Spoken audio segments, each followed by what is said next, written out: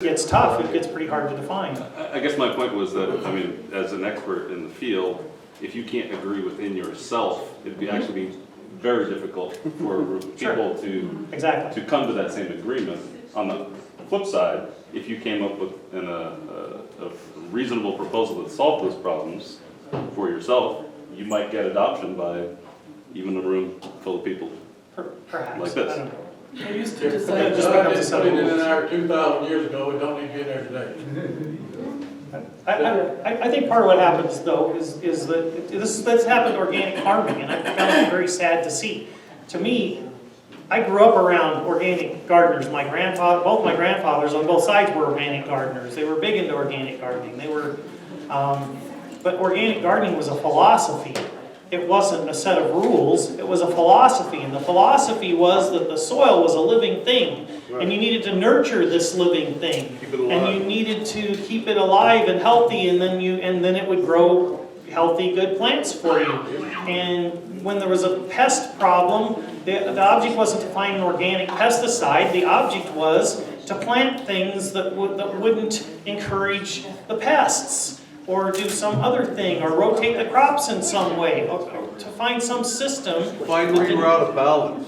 Yeah, the theory was there's a balance here, and I need to find that balance, and I need to maintain that balance, and that was the philosophy. But now, because somebody decided to make it a set of rules, you can buy a catalog that's an entire catalog of organic pesticides, organic fungicides, organic fertilizers, organic, you name it, whatever it is the chemical people have, they have an organic version in that catalog. And the whole thing has become a set of rules and not a philosophy. And I think really it is a philosophy. It's the philosophy you should be trying to get in tune with. You're trying to find this natural balance and a natural system. And as soon as you impose a set of unnatural rules, you kind of end up going down a road that isn't necessarily where you want to end up. Does that make sense? Yeah. We always do. That's what worries me. We always hit a dead end, don't we? Well, at the same time, if you take Debbie's idea, if we're going to create an organization of whatever type, that organization has to have some agreement within itself. And so that could start here. It could be philosophically based rather than what kind of hardware you're using. There you go. That leaves room. You could probably agree on some principles, and you could probably agree on some philosophy, but after that, I'm afraid if you start making it into a whole bunch of specific rules, it's just going to degenerate into... Well, maybe just a philosophy would be nice. Yeah, you can I make a mean, one that statement. you could just repeat everywhere. Everyone would kind of have the same Dee has a thing at the mantra. beginning of the organic thing that basically defines what she defines as treatment-free, which is no treatments, any kind whatsoever, period. And I don't have a problem with that definition. Unless you count regressing as a treatment. Unless you count putting them on small cells as a treatment. You know what, I'm sorry. You look at bees, and bees are like a stretched rubber band, and they just want to be back to their normal size. I take my hands off the rubber band. That's not bad. Thank you. Again? That would be. Oh. Hey, microphone, don't allow it. Look at rowdy. I hear that. Have we stretched you guys as far as we can? Has everybody got ready to Just break? finish it up. Yeah, just about ready. Yeah, it's time to go on. One last thing. Okay, could you do a short overview of how you got to 0 mites?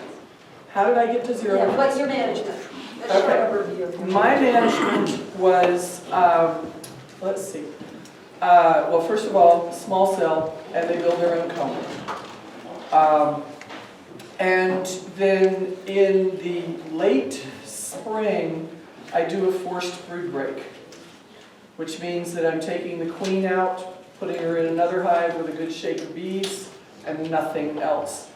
So the bees, well, you guys know how it works. So it's about 3 weeks of forced brood break.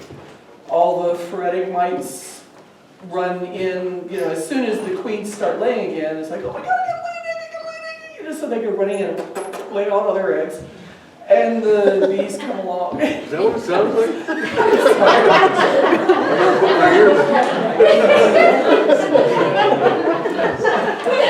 This is exactly what it sounds like. From an expert. Okay. Let's see. So, anyway, the bees come along, chew all those dead larvae out, flush the hive. It's a huge drop in mites, and because I'm already on small cell, there weren't that many mites to begin with. And what was the third thing that I did? I really need to, this is the winter, my brain isn't there right now. But it was a 3-part thing that, give me your email address and I'll mail you the third part. But you said small cell, you said build old home. Yep, they build You their said own. late spring forest brood break, which I'm not understanding entirely how that's. It's a different. split, that's What all. do you- Well, it is a split, except that in my case, what I do is, I found that time of year in Pennsylvania, if I did half and half splits, the colonies stayed small. And I wasn't getting the bigger hives that I wanted, because I want bigger colonies to try and hopefully help my girls winter a little bit better, because we're not quite 40 below harsh, but we have some pretty good snowy winters. And so what I started doing instead is taking just the queen and a good shake of bees instead of doing it a half and half split. That way I'm left with a good sized hive and essentially a nuke. And then let the nuke grow up. She's usually into at least 1 box, sometimes 2 by the end of the season, and this hive is not diminished for having done that. So you're allowing them to make their own queen? Oh yeah, Okay. yeah, yeah. So like, doesn't the kind of forced brood break coincide with people could just let the bees swarm? You can grab. You could, well, no, because that's not a long enough brood break. That would only be, is that right? I can get a couple of weeks per break out of it. I'm sorry? You get a couple of weeks per Okay. break out of the swarm. Yeah, but I don't want to lose the bees. Right. I mean, I'm basically forcing a swarm. Okay. You know, you can think of it as a forced swarm, yeah. I'm sorry, you had your hand up in the back, I'm Do sorry. you offer classes online? What? People like little things like that. Did you hear me say I'm a 3rd-year beekeeper? The Mutt Bee Mama School of Unconventional Beekeeping that has enthralled my compadres, my dear club president and his friends. There was a whole lot. If you stepped in that, you just slid on your ass in sarcasm. Anyway, it's been very popular, and I've been thinking about trying to figure out a way to put it online. So, What's your website? I don't have a website. Not yet. This is what. Did you remember when I first got up here and I said, for the life of me, I can't figure out why I'm here, except that my hero We need to go said, upstairs. huh? We need to go upstairs. Thank you much.